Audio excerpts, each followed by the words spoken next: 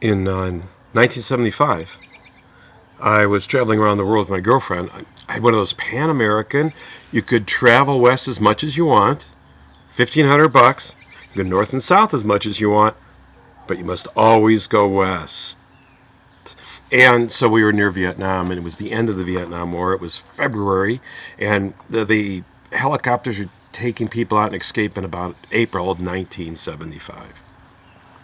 I had actually politically been against the war, but I wanted to see myself what was going on. And there we arrived at the airport. Yes, we checked in. Yes, we told them we were just tourists. No, they didn't believe us. But I had reporter identification because of previous work for United Press and Associated Press. And they allowed us in. I always like going to a zoo. Every time I go to a really nice city, I love going to the zoo. I love going to the zoo. And my girlfriend and I decided we'd, of course, go to the Vietnam Zoo, which was world famous. And so I should explain to you Saigon at this time. Saigon, you could see the bombs going off on the outside of town. On this day, the night before, actually, no more garbage was going to be picked up. It seemed there was a complete collapse of the garbage. If a crime was committed, instead of the police arresting you and then taking you to jail, at this point, they often just shot you to take care of the situation. People were changing money in the streets. They were selling everything they can. You'd walk by a gold or jewelry deal. The prostitutes who made a living during the war and the American soldiers, as I was walked by, would sometimes yank, yank, yank at my jacket, really in a plea of desperation. And this was Saigon at this time. And this was the time Debbie and I went to visit.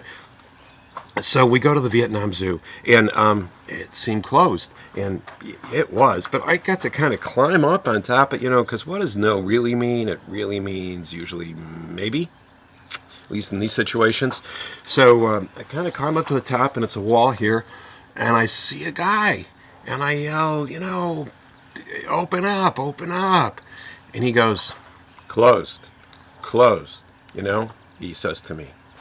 So I dig around and I pull out an American $20 bill and I go, open up, open up. And he does. And he opens up the doors and he introduces us to the Vietnam Zoo with the expression, I am the zookeeper. May I show you around? And he does. He shows us around. They had animals from all over. And he starts naming off this cage and this cage and this cage. He's telling me a story because he's telling me also that there was no more money for the zoo. The government had stopped sending the money for the zoo maybe 2 months ago or so. But he still showed up for work because this is what he does, because he is the zookeeper, and this is his responsibility. And so as he's showing us, he's trying to figure out and letting me know ways that he did this and that and saved money. And I realized as he pointed to his, and that is my favorite animal. He said it was a giant boa constrictor, I guess, a huge snake. And the snake went like this. The snake kind of wandered around like this and then like that and then I realized he was pointing to the bunny cage and he was pointing though to the bunny, to the snake, and because he can live for weeks on just that bunny rabbit. And this is what he had been doing as he showed me from cage to cage. His intricate figuring out how he could feed this animal to this animal and that animal to these 4 animals. And he figured out this maximum plan to maximize the time that the Vietnam Zoo could stay alive until the North Vietnamese would take over. And then who knows what would happen at that point. But until then, this was his to do as he could because it's his duty and his responsibility because he is the zookeeper.